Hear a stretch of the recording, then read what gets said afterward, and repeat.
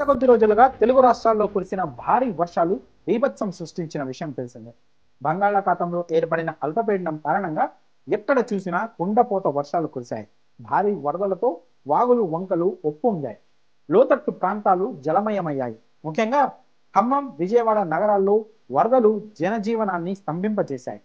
వరద ప్రభావిత ప్రాంతాల్లోని ప్రజలు నిలువ నీడలేక బిక్కుబిక్కుమంటూ గడుపుతున్నారు.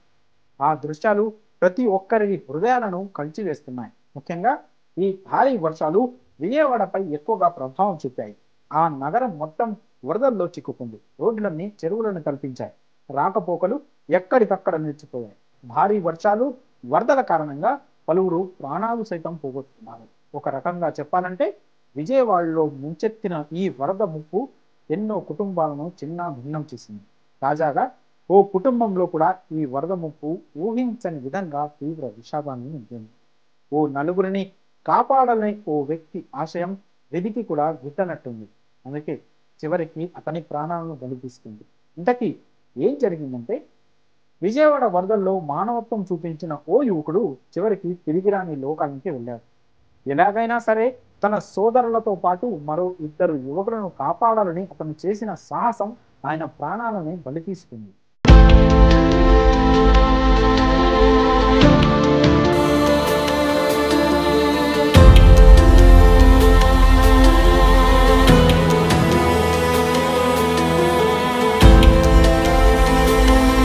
వివరాల్లోకి వెళ్తే, కృష్ణలంకకు చెందిన పలిశెట్టి చంద్రశేఖర్ కు సింగ్ నగర్ లో ఓ డైరీ ఫామ్ ఉంది. అయితే ఎప్పట్లాగే ఆదివారం నాడు కూడా ఆయనతో పాటు ఇద్దరు సోదరులు కోటేశ్వరరావు, శ్యామ్ సుందర్, మరో ఇద్దరు యువకులు ఆ డైరీ ఫారంలో పనిచేస్తున్నారు. ఆ సమయంలో భారీ వర్షం కురుస్తోంది.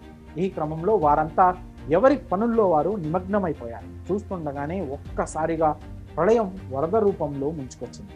ఒక్కసారిగా భారీ వరద పోటెత్తడంతో చంద్రశేఖర్ ఇద్దరి సోదరులతో పాటు మరో ఇద్దరు యువకులు కొట్టుకుపోయారు.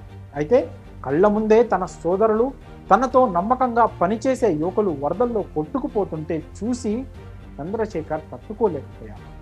ఎలాగైనా వారిని కాపాడాలని తన ప్రాణాలను సైతం లెక్క చేయకుండా మృత్యువుకి ఎదురెళ్ళాడు. ఈ వరదలో చాలా సాహసం చేసి తన ఇద్దరు సోదరులను, మరో ఇద్దరు యువకులను కాపాడి డైరీ ఫామ్ షెడ్డు పైకప్పు పైకి చేర్చాడు.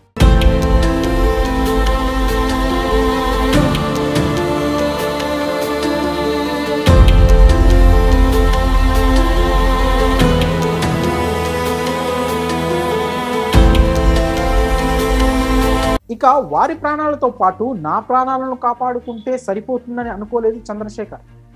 తమ జీవన ఆధారంగా నిలిచిన మూగ జీవాలను కూడా కాపాడాలని అనుకున్నాడు. ఈ క్రమంలోనే తాళ్లతో కట్టి ఉంచిన 50 ఆవులను రక్షించేందుకు వెళ్ళాడు. ఇక ఎక్కడో ఓ చోట అవి కూడా ప్రాణాలతో ఉంటాయని భావించి వాటి తాళ్లను విప్పాడు. ఆ తరువాత నెమ్మదిగా తాను ఈదుకుంటూ వెనక్కి వచ్చి తన డైరీ ఫామ్ పైకప్పు ఎక్కేందుకు ప్రయత్నించాడు. అయితే పైకి ఎక్కే సమయంలో కాలు జారి కింద పడడంతో వరద ఉధృతికి కొట్టుకుపోయాడు.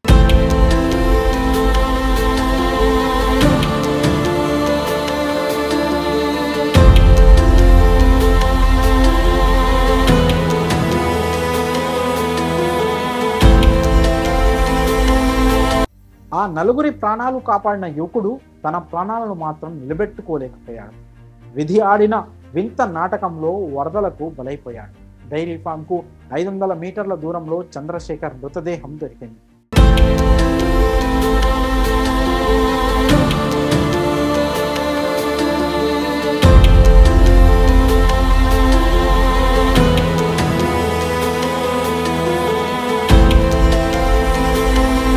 తమను కాపాడిన అన్న కళ్ళ ముందే వరదలో కొట్టుకొని పోయి ప్రాణాలు కోల్పోవడంతో అతని సోదరులు పిక్కులు పిక్కటిల్లేలా రోధించారు.